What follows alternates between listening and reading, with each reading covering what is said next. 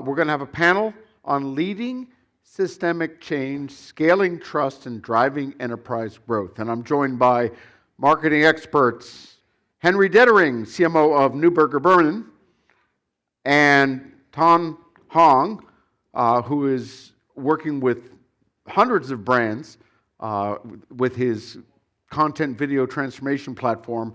We're supposed to be joined by Henry's competitor, Med Yaqub, who runs marketing at Tradesk, and what they try to do is use AI to do what Henry does. However, he is stuck in the subway system and could appear at any given moment. So let me talk a little bit about what we're going to talk about. We're going to talk about the inherent change management challenges of doing anything interesting and effective in your go-to-market. And the reason that is that go-to-market or marketing does not create outcomes in and of itself, and Henry's going to talk about this. There's no marketing KPI or anything that you control within your silo that's really going to drive enterprise growth, value, and transformation, even though marketing is the flywheel of the whole operation. So at the end of the day, growing a business and achieving enterprise growth, which is our goal, is a team sport. It involves aligning culture, teams. We've talked about it a lot already today. Product. We talked about getting sales involved. As we talk about expansion, we're going to talk about customer success. Finance to pay for the whole thing and appreciate what we do and the value of our brand. So change management is a team sport, and we're going to talk about that. We're also going to talk about the inherent balancing act between go-to-market innovation and risk. We're not talking about the Coke commercial that failed badly. We're talking about brand assets worth hundreds of millions of dollars and trust and reputation built over decades and years that could be eroded by perhaps doing something too digital, too fast, and having AI create some problems and getting your compliance department after you. Brand risk. So we're going to talk about this notion between innovating and putting your brands at risk. And finally, we're going to talk about how AI is helping us do all these things. Scale. AI can create risks, but it can mitigate risks. It can help us move faster, adapt, and become more effective. It can help get marketing, sales, product, and the rest of the folks working as a team. So without further delay, I know a little bit about this because I've been, for 35 years now, working in commercial transformation. For example, I helped IDS transform into American Express Financial Advisors into Ameriprise. So I mentioned I've seen this movie before, and I've seen the struggles over decades that organizations have to really do this sort of thing. So without further ado, what I'd love for you guys to do is introduce yourself in the context of the topic. Obviously, who you are, what your brand does, but what your superpowers are, and perhaps even some mistakes you've made, just so everyone understands why we're all here. And I guess, Henry, I'd love for you to go first. Hi, Henry Dietering, or Hank. I am currently the CMO at Neuberger Berman, where I joined 2.5 years ago. I grew up mostly at Lazard Asset Management, spent 20 years there, ultimately as head of marketing. Also, to Daniel's point, starting on the sales side before I did switch over to marketing and get a degree to do that. Neuberger, I really appreciate the commercial today. It's getting a lot of press, but we are... Your favorite brand. Yeah, indeed. Very much so. We are a leading asset manager pushing $600 billion now.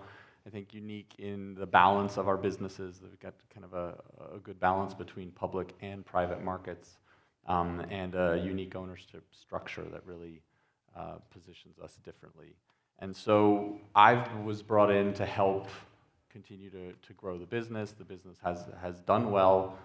So on an internal side, it was kind of continue to run marketing efficiently and set that up for growth, but also help grow the business, i.e. grow the brand.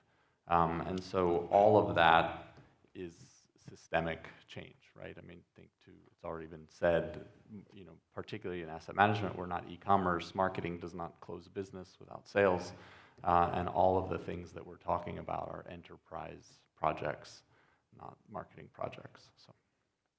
Ton is an interesting fellow because I think you'll see, if you don't already know, that content is such a big driver in our marketing, education. It enables channels and video content. At least my financial clients, they're insane about it. You can't run media without it. We're going to learn later on today that you can't be picked up on an LLM or chat or chat GPT without it. And the whole notion of taking all this wonderful thought leadership and expertise and knowledge and breaking it down into chunks that are video chunks that are reusable and consistent, delivered across channels. It's a big element of transformation. So you've got a front row seat with brands like, from B of A to other folks on who's screwing this up and who's doing it right. So I think I'm really interested in your perspective. I came a bit hesitant to make sure I'm equal on both sides. I know I'm a vendor, but I'm deep into the conversations with these larger banks. So a bit about myself. I've been an account executive for the last 13 years, 9 specifically working with some of the largest brands, as Steven had mentioned, Amex, BNY Mellon, Bank of America, Citigroups, some of the larger brands in North America. Today, over the last 5 years, I've been working with Kaltura, and Kaltura is essentially a video company, an enterprise video SaaS company, working with marketing leaders such as yourselves to drive and change the way they look at video and how they bring that in their go-to-market.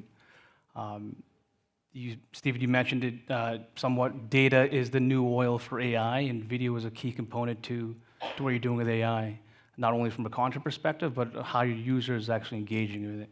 So working with some of these larger brands to completely transform how they're using videos, catering to the next generation, and I'm sure we'll touch on a few use cases over the next 30 minutes. Absolutely. Well, our first question gets at something Henry said. We have to start the conversation with the goal of marketing, and I think I agree, and I think Henry agrees. Growth is the outcome of all this change. Like, why are we doing transformation? Why are we taking these risks? Why are we trying to change the culture and actually get dogs and cats to live together? The outcome is growth. And that's easier said than done because, I've been in boardrooms where the CMO gets up and starts blathering on their marketing metrics, demand, brand impressions, things like that. Things I understand, but quite frankly, half the room doesn't. But I think you've got a perspective that in your silo, you're a huge driver of growth, but that's not an outcome you can affect without cooperation and change with others. I think it's an important point, and I thought you might expand on that. So, sure. I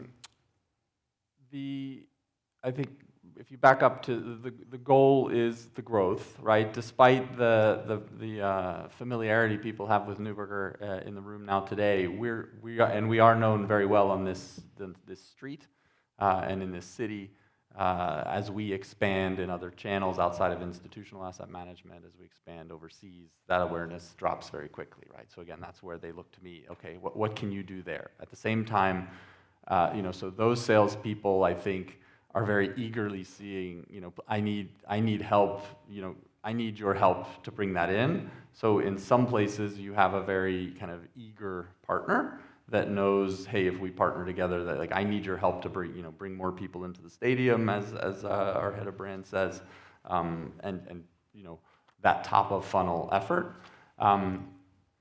But like I said, in New York City, in our private wealth business, we are very well known. We have a great brand. That's the original legacy of our 85 years. Our institutional business here and in a couple places like Japan is stellar. And there's a challenge of what do I need you for marketing? What do we need there? And so take all that in. I think what we have done maybe to help, and I think that speaks to how do you manage that systemically. I'd look at our planning process, right? So we do an annual, distribution planning process. So it's marketing and sales. It's not each of us do our own thing. Now, it does happen in different pieces, but frankly, product development starts, or product management and development starts. What do we have that's marketable? What are the demands in the market? We work with, they take input from sales. How competitive are we? What do we think we can get? That invites, well, if marketing did this, we could do that. If I don't have that brand help, imagine, we've recently entered in, like many, into the ETF space. That's a very competitive space, and it's kind of like, if marketing's engaged, we can do X. Without, we can do Y. So there's a kind of a lot of back and forth there. But we ultimately agree with the investment business on what are the priority strategies. Sales agrees what they think they can do in terms of sales planning. That's connected to what marketing needs to help in order to make that happen, and all of that fits together to okay, this is the plan, this is the budget, here's who's doing what. And it's not, my job is top of funnel, and I'm just, and we'll get to metrics later, I think. It's not just, I did my job because I raised awareness, or I brought people into the stadium. We are still all measured at the end of the day on the, revenues. And Could you point to anything, because you've been at this a little while, in the last 1 or 2 years, that you've done different, whether it was from a cultural standpoint, a collaboration standpoint, standing up a new metric, an informal alliance? Is there anything that you've done that worked, or maybe even didn't work, to help move the needle on this? I mean, this obviously is... Just one quick one there, so event management, right? Sales used to sponsor events, or they'd send a lot of people and they'd ask for help, right? And you can get a whole lot more out of sponsoring something if you have a good ground game, as I call it, right? So not only are you a sponsor, but you have people there. Maybe you have a dinner alongside of it. You have a suite somewhere where you're inviting people in. So by taking over that, by not being the support function and giving them, the backdrops and the booth, but really who's doing what, when, in advance, on site, and after, I think we've really kind of You touched on proven that we're getting more out of those investments. It's a higher investment, but we can prove that we're getting more leads, business, et cetera. You're on a very important point there. I have not met a CMO who owns paid, owned, earned, and what I call shared, which is the event thing. Does anyone here own all 4 of those in your business? Look, you guys are rock stars then. But I got to tell you, I see event strategies here. I see activation opportunities. I see brand equity sharing, content, access to data. And then I got a digital marketing over here who's working in complete isolation, dropping media over here when it could be dropped right on top of the airport where it could go. So I think that example, and again, God bless you guys who are actually in control of those things, connecting them is a lot of hard work, but I think you make a really important point. There's a multiplier effect. And it's shocking how hard it is and there are agencies involved who don't want to cooperate on these things. I want to connect that to the client experience, but I'll let you bring that up later. But that's Great. the Well, my friend, you love your brand, but you can be more objective. Now, I don't know how objective and honest you could be on stage, but why don't you kind of say from an outside-in standpoint what you're seeing happen? I think you keep mentioning culture. I think culture is always, it's deep within an organization, but oftentimes that's the hardest thing to change. So doing exactly what Henry said, or Henry? Henry, sorry.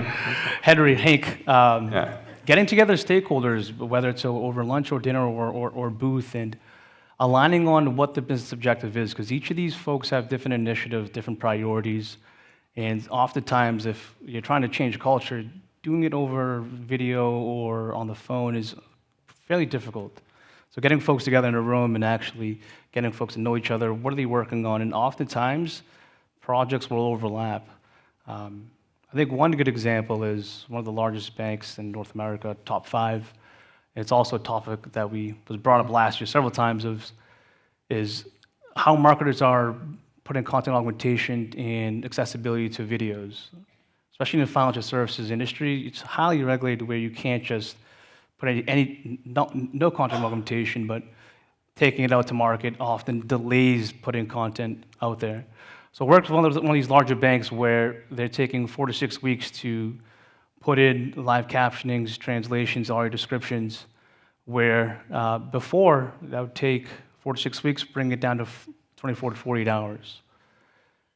The two teams across digital marketing and legal risk and compliance and IT security ops, of course, there's a lot of red tape. Things are shut off. We've always done this, back to the culture. So it comes down to finding several champions and stakeholders who truly understand the business. And I've actually, one of my clients has said, hey, we can literally be in a doctor's office. Someone goes in there and they're hurt. Sorry, we can't help you until you sign these and go through this process. So there's processes internally, especially these larger banks, that you have to adhere to. So getting culture, getting the folks together and aligning on that is crucial. You know, I want to do a little infomercial on culture. Our friend is, the subway worked?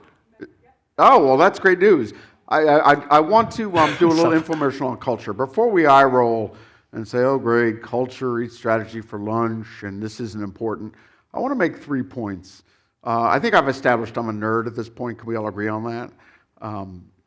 We did an academic analysis and looked at every driver of firm value and revenue growth in a business. And there are 40 of them that could be proven as causal. Things you do, actions you take, assets you have that are driving future revenue. Culture was one of those 40, and it was a big part of them. How you manage your brand was another one of the 40. I have the list for you. But if you sit there and say, what is proven? Does advertising proven to drive growth?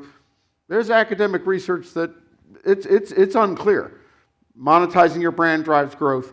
Culture drives growth. The second perspective is outside in. You know, I walk into companies. If you only lived in a company for 3 or 4 years, the way you do things is the way you do things. It may be the only way you know.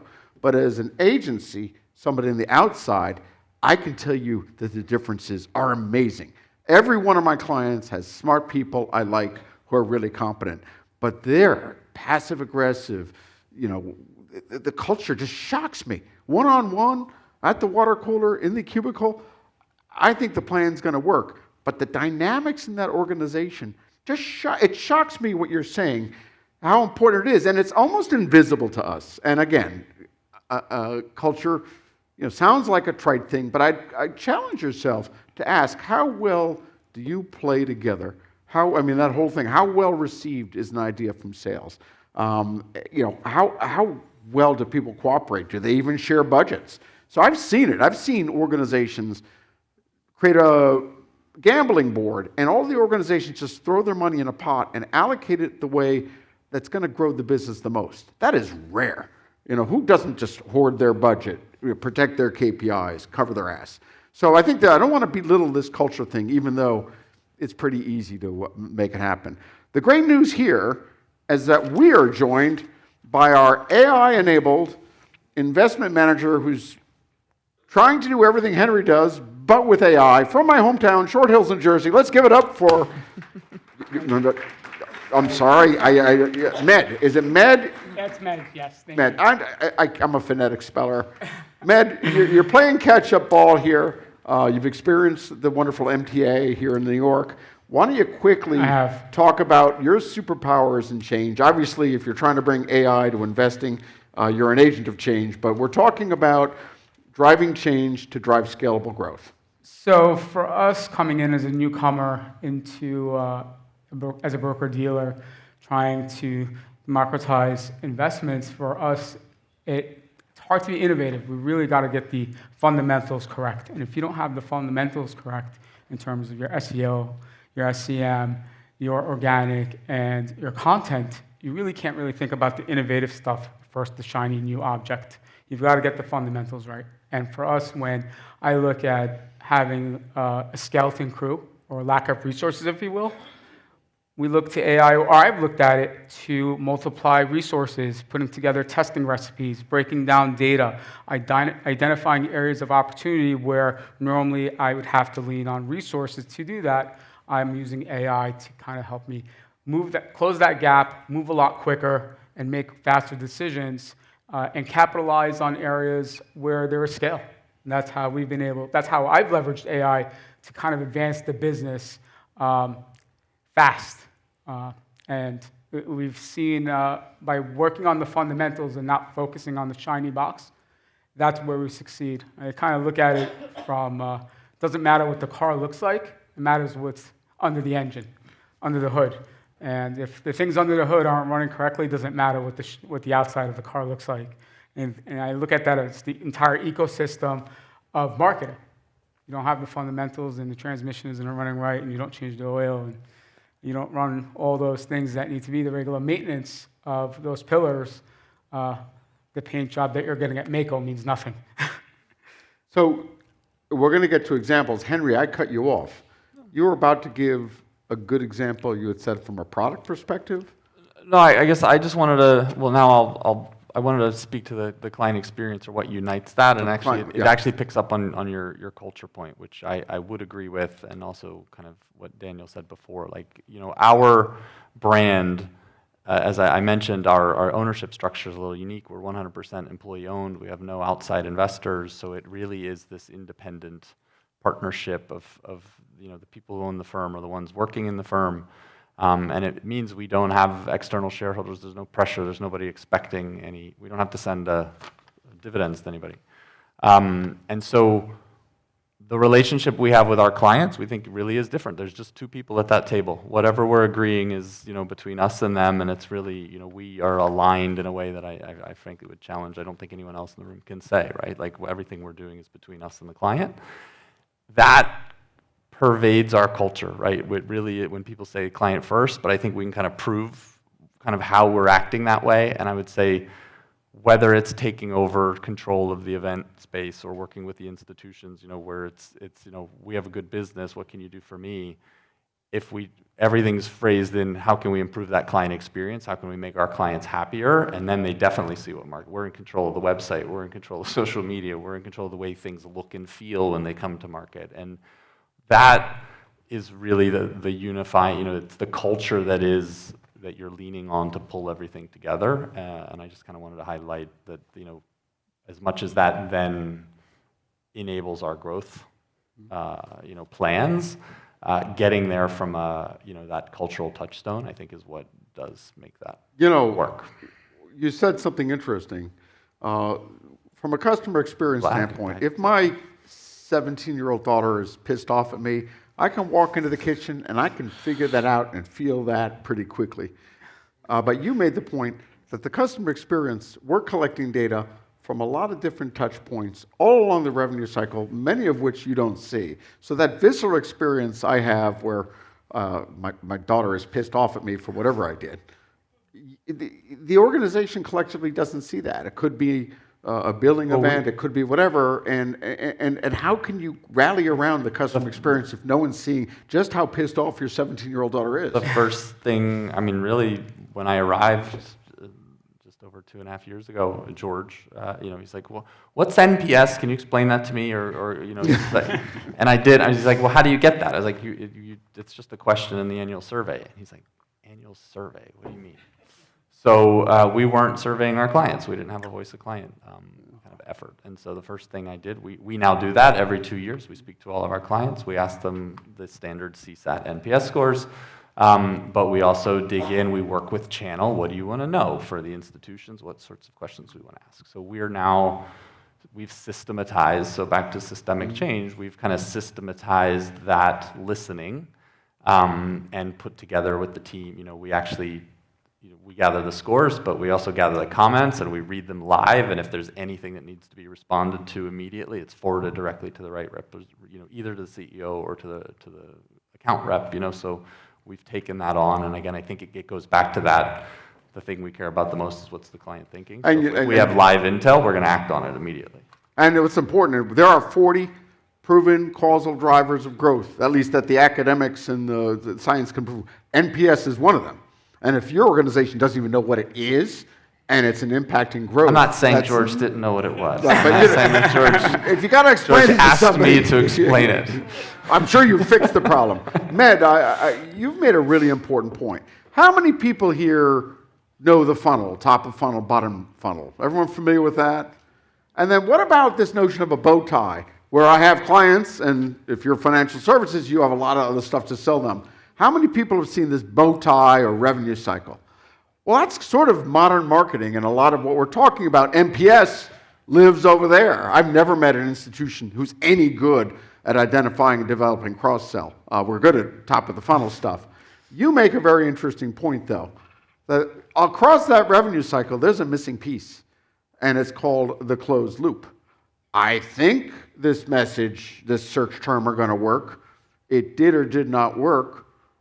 I can adjust.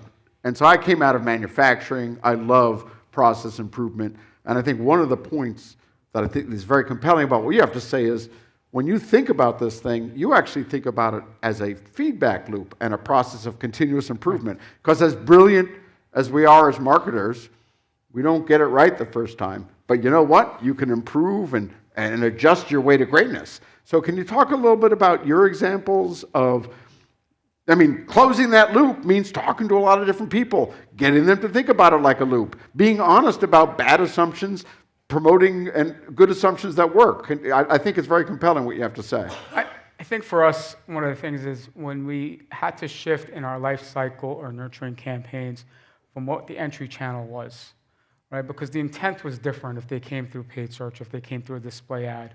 So our messaging in terms of bringing them down that closed funnel or nurturing them, turning them from a registered user to a brokerage account, from a brokerage account to a funded account, and then actual usage, right? We have to know what the original intent was in terms of driving that messaging and nurturing through that lead funnel or closing that loop, right? If we initially we had everybody coming down in the same life cycle, but that didn't work because everybody's intent was different when they entered.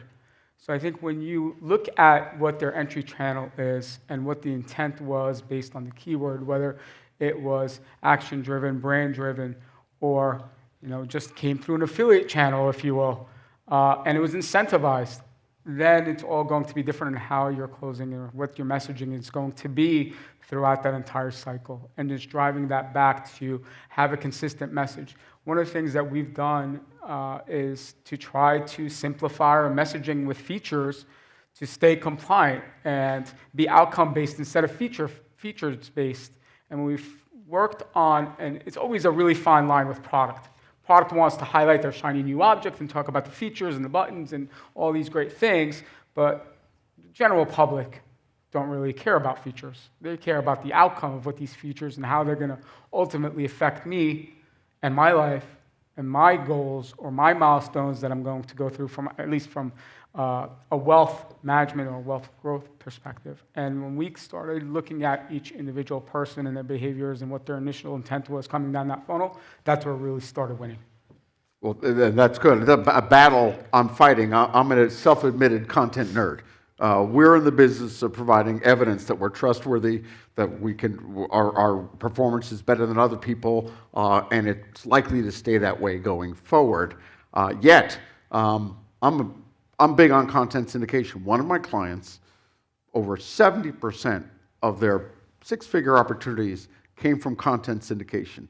The bad news is it took about 18 months for those opportunities to come forward. The leads, the very few people who actually come to the website and say, oh, I want to invest, come from search. And so there's this holy war. Well, search drives measurable website outcomes, and content syndication, that just goes off into the ether. I'm like, that's what's working. And just getting people to align on those things and experiment is really important. Do you have any concrete examples of how people are leading this change? Other people, other than our two rock stars here, how are they leading this change? What are you seeing happen? How are you resolving holy wars on video and content and a lot of these issues? Yes, so especially with marketing professionals, searchability and discoverability is always a key issue and challenge of how do we get our clients and our content to be actually viewed. I think if you go on many of the major banks' websites and try to search up content, it's very, very challenging. So what we've seen was work with some of these larger banks to truly understand and measure and start to create their videos more intelligent, so captioning all their content, creating a searchable what's being shared on screen, but also capturing data of how the user is interacting with your video. So if the user is interacting with at a certain point of the video, whether they're rewinding, which one of our larger insurance companies, State Farm, wanted to track, they couldn't do that before, but we helped them understand where within the content are folks rewinding, where is it most effective, because then that helps you as an organization to further refine your content itself. Should you be doing more content? Perhaps you should do less of a certain topic. But searchability is a big key, and creating your content intelligent and searchable is the foundation to all of that, especially with AI. Data is the new oil for AI, and video has massive amounts of data, just from a content perspective and actual user perspective. I think many of us could agree that the marketing especially in banking, it's challenging to find knowledgeable content, even on a .com. So, and that's where Kaltura can help significantly, and which we've done for many brands. So let's talk a little bit about risk. My wife bought me a canary yellow shirt, a little tight fitting, lower buttons. She wanted me to wear it today. I just couldn't do it. I couldn't do it. It's off-brand. It scares me. It's a foreign object. Too risky for me. And my daughter obviously thought I'm a wimp. But at some point, how far do you push it? How far do you push this innovation to the point where it creates risks? For example, what if your AI spits out really bad recommendations because something went crazy? Or what if you advertised in places or ways that created risks for your brands? CMO of Goldman Sachs said, I'm better off not advertising at all because all I see is downside. So many people hate us or want to go after us. So there's risk here. Risk in execution, risk in content, risk in AI, just risk in being off-brand. Where's that line? Obviously, you have to adapt. 90% of the people here are AI empowered, which is great. But at what point do you lose credibility on that front? And where's that balance? Can any of you guys talk to that balancing act and where you've butted up against that line, or where you've been forced to toe that line because you're not going to be relevant or effective if you don't do it?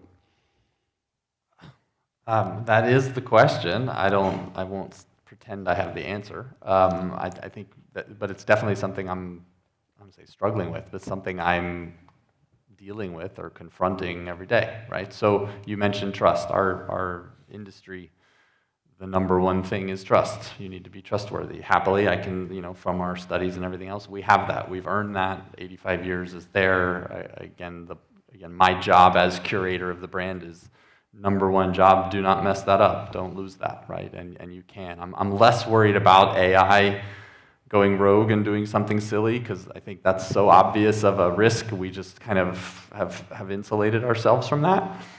But more fundamentally, there's that tug of war between, hey, we want you to help build the brand, we need to stay relevant, stay current, and yet, whatever you do, things are going well, don't mess it up. We have this brand equity, we have this trust, and this is what our clients expect from us. So there is, I think, always that push, stereotypically from the marketing department that wants to do lots of new things to the rest of the business that's a bit more, skeptical or conservative. We've done things. We sponsored. It maybe not news for a bank, but for an old asset management firm, we sponsored a soccer team in Italy. Brava Azzurra. Which was somewhat of a random thing, and we admitted this is but it was in a way far enough away, small enough that seemed safer to try out, and we've been learning a lot from that. It's actually gone very well. I think it's opened everyone's eyes to that evolution, how do you evolve and stay with changing client tastes and preferences, to the earlier comments. So you've got to take some steps, but it's with trepidation. There's always even updating if you're updating your PowerPoint templates that everybody are familiar with.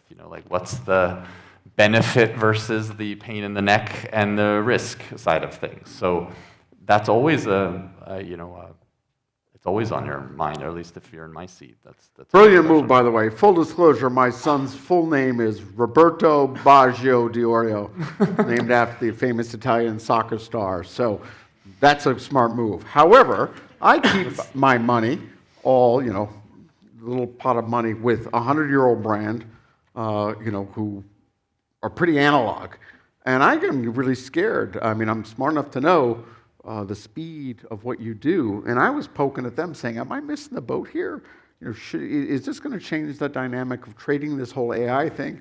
Wasn't terribly happy with the answer I got. Not you guys, obviously, but I'm like, wow, these guys are kind of dinosaur. I need something more. Even a guy like me who wants your yellow shirt is looking for something more progressive. Flip the coin here. How progressive do you need to be relevant in this market, particularly with young people like Roberto Baggio D'Orio, who's 24 years old and a fintech guy?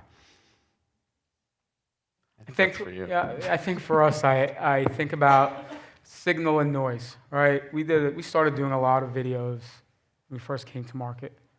And what it ended up being is a lot of resources with very little. There's not enough juice in the squeeze, right?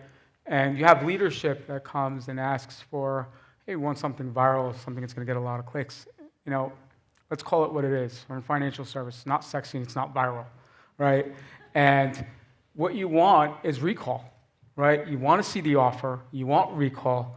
Don't always look at the clicks, right? Look at how long, if you're doing what you're supposed to be doing, following the fundamentals, staying on brand, have the right messaging, right? And you're building that audience slowly. That recall is going to drive engagement in your app opens or usage and behavioral, right? You're going to start seeing the rewards. But sometimes when you're trying to do too much, pushing in too many resources into using generative AI and being really careful, and the amount of resources that goes into it, right? Your CAC is going to explode. Like it just comes like after 3 or 4, you're like, there's just too much resources, too much time, not enough juice in the squeeze. And it goes back to what I said earlier about going to the fundamentals. Yes, you can experiment and do some cool things with features as long as it's embedded into the core of what your core offering is without deviating from that. That's when you're going to start winning, is you're combining both and not just putting all your eggs in one basket of, let me just do generative AI and push out video because that's what Gucci's doing. Well, so we're moving up on networking, which is going to be great, but we can't ignore the elephant in the room. AI is the mechanism that's going to scale and help us de-risk that. Can we talk a little bit about how AI is solving these problems, how AI is scaling change, how AI is eliminating risk? I know, Med, you have some really good examples of that. Yeah. For us, we have utilized it in terms of training to go through all of our creative prior to go to our chief compliance officer. Right? Our chief compliance officer is dealing with FINRA, they're dealing with CMAs, they're dealing with a whole slew of things that I normally not. I think he's living and breathing marketing, and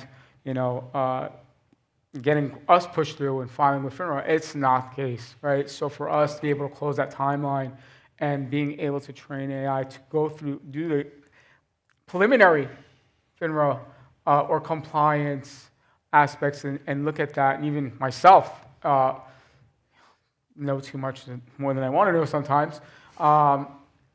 Being able to drive it through AI, have it do that preliminary compliance before it goes to the officer, it really cuts the timeline by 2/3 of the time in turnaround. For us, that's huge. Speed to market. Yeah, we're faster to market.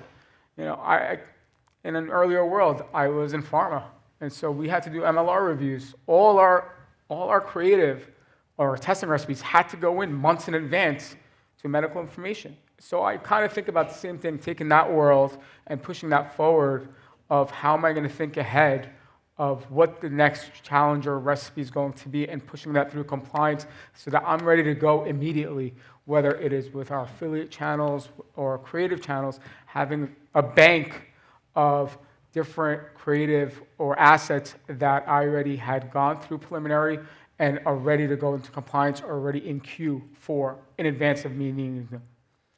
The last 3 months, I spent my spare time and put on 10 pounds creating a 15-hour certification program in revenue operations. And why that was difficult is I had 20 different functional experts, head of sales, marketing, product, CFOs, CEOs, give the lectures. We banged it together. Somebody came to me with a brilliant idea. What I really want you to do is go in there and take the best snippets from these 15 hours of these CEOs and CROs talking, create the marketing snippets, distribute them through different channels. I was ready to tap out. And then I run into you. I mean, that is a lot of work. And it never occurred to me, being old school, that maybe there's a better way to do that. That's just one example of a smart, who here does webinars, or you have your investors give lectures, and why your analysts are smarter than the other guys. A lot of that's in video, a lot of that's in big briefs or white papers. How do you chunk that up, distribute it in channels, get it out there fast? That's an example, I think, where AI could really help. It's challenging today because how do you get out to, let's say, a pre-recorded webinar? It's a timely topic within 4 weeks. When by the time it's posted the next day, or let's say 4 weeks, that subject's already perhaps, or the content's already way past them. So what we're seeing is with post-production review is actually taking long-form content and analyzing all the data based on how users engage with the content, and creating summarized snippets based off of long-form content. Now, this content also enables folks to find the content much easier in terms of searchability. Well, so look, we're moving up on speed networking, and I know that's probably going to be one of your favorite topics today, but I don't want to limit access to our great panel. Does anyone have any questions that they were dying to ask our team here? Yes. And there's our runner. He's got that mic. He's right there. Speed to market. Good job.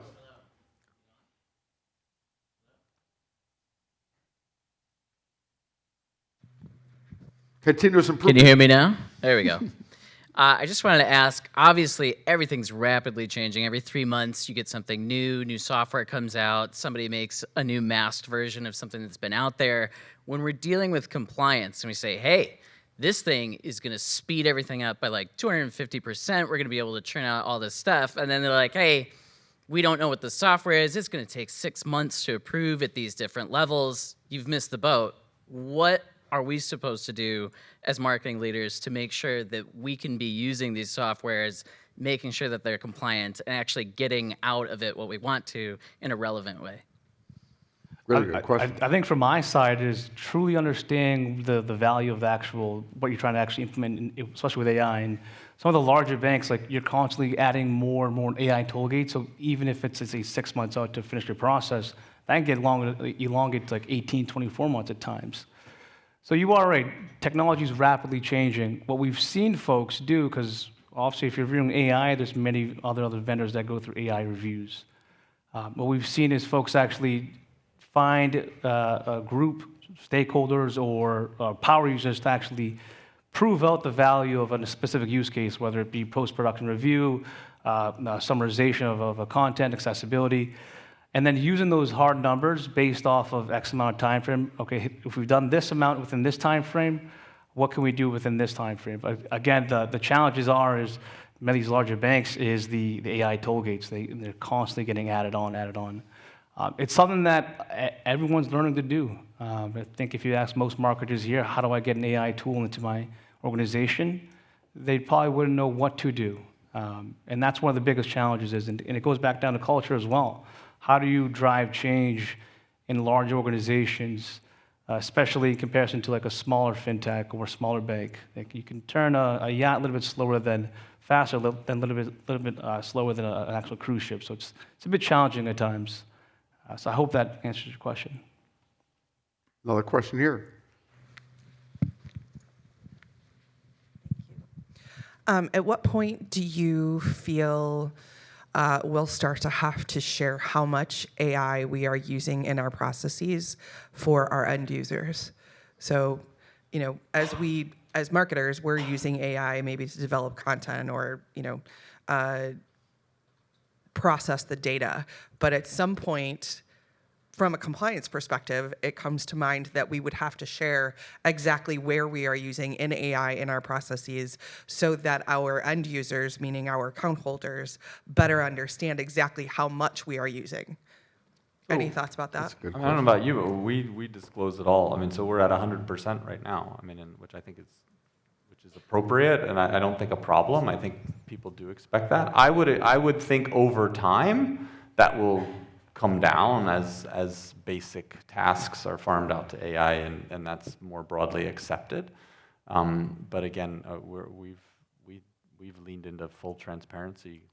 Yeah, so we've had to just change our disclosures a few times in terms of communications, and we finally made the call to have an overarching disclosure that kind of captures everything to limit how many disclosures we're actually putting at the bottom of every email or creative asset that's going out. So we've been completely transparent about that. And also from the perspective of how much AI is going to be taking from our brand sites and pushing out into agents. Yeah, I was just, maybe I should add, like, back to the trust thing, but part of that is we also, nothing is AI and straight out the door at Neuberger, right? Like, we have a human in the loop in the kind of last mile. So we're using it internally extensively, but at this point have not kind of fully automated AI direct to our customers. Again, back to our focus on, again, that we're not ready for that. So it's time for speed networking. I want to thank our panelists. You're going to be here for the morning at least, right? Little bit, And yep. Matt, you're here now. Unless Here you're now going for to run the off. next 2 days. And then you're going to be right next door. Our booth is right outside. If you guys want to stop on by, happy to have a conversation about anything that popped Well, I up. want to thank you guys. I appreciate it. Thank you. Thank you.